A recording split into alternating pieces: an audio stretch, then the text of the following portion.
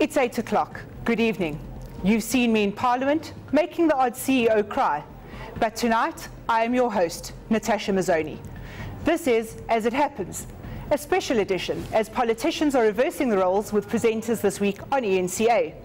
You also get a chance to ask me questions on any topic of your choice. And please, don't hold back. The number to call is 011-759-6340, or send a video via WhatsApp on 082-884-6370. Please feel free to also tweet me at Natasha9Mazzone or at eNCA. Please remember to use the hashtag #AsItHappens. How long? Too long. This is an emergency. How long? Too long. This is an emergency. Before we go any further, I'd like to reflect on the current state of affairs regarding the Gupta brothers' extradition from the UAE back to South Africa. I am hoping that reports that talks are well underway between our government and the UAE regarding this bilateral agreement is actually true. Given the fact that charges need to be answered in this country, the Oberoi Hotel will simply not cut it as a court for state capture.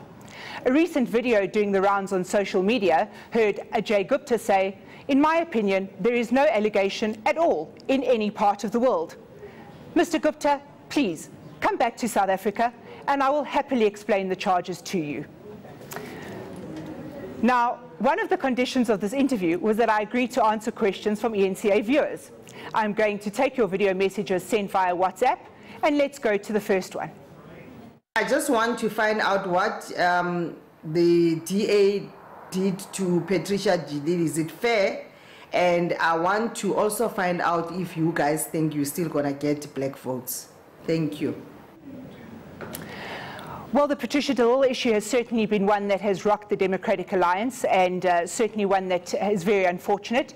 However, I think that Patricia de Lille has been certainly a very fair hearing has happened within the Democratic Alliance.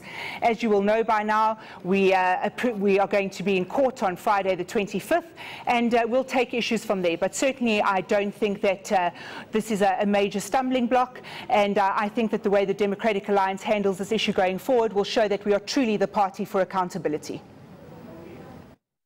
My question really is in relation with the city of Tshwane, where the mayor is believed to have been part of the recruitment of the chief of staff who didn't meet the requirements of the position.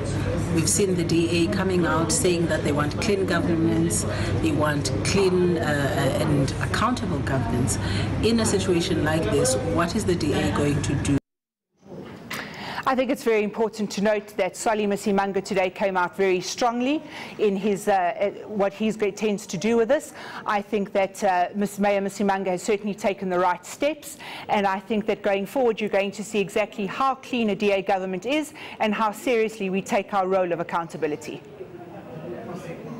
Your support base predominantly comprises of coloureds and Africans. However, when it comes to race representativity in Parliament, there is a clear disjuncture of this. Could it be that the DA is simply oblivious to this, or could they care less?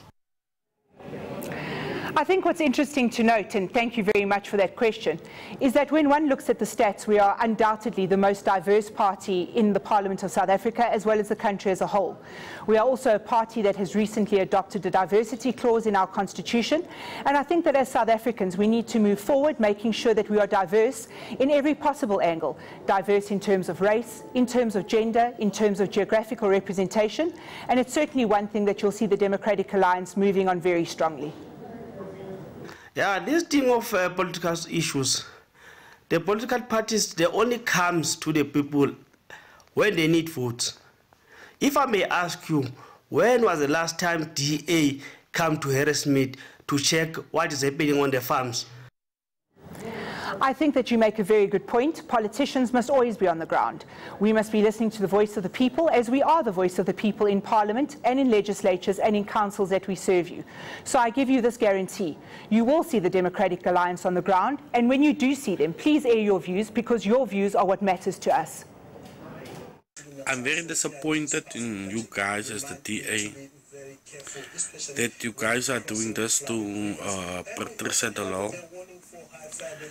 As one of the Western Cape community members, or as a community member, my question is, do you have facts? Because usually you go on facts, and this couple of weeks you never showed us facts. Can you please elaborate to us? Thank you very much for that important question, because you allow me to show you the platforms on which we are producing our evidence. All the evidence that we have is on the Democratic Alliance website, as well as the City of Cape Town website. We have released as many documents as we are legally allowed to do, and we want this to be a very transparent process. We understand that it has caused a massive amount of confusion, and this is because the legal battles that we enter into don't always allow us to expose all the information that we have at hand. But what we have at hand has been made available to the public, and I would strongly urge you to go and read the documents that are available on these websites, both the DA's and that of the City of Cape Town. What is the DA's position on Israel and what is happening currently in the Middle East, in Jerusalem? And also, what is the party's view on religion? I'm asking this because your leader professes to be a Christian pastor, and he often takes a lot of beating for expressing his religious views. For example, when he expressed what he believes on homosexuality, shouldn't he be protected by the Constitution? He has every right to believe what he believes. The Democratic Alliance believes in freedom of religion. I myself am a Buddhist, and I am allowed to express my religious feelings very freely in the Democratic Alliance.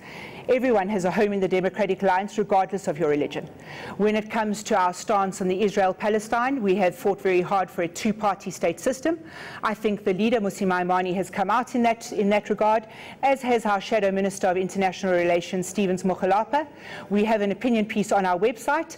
It's a very complex issue, and one that certainly cannot be answered in one question and one answer here tonight. But please do go have a look at the articles that were released today. And certainly every religion has a place in South Africa, and it's something that we must always strive for.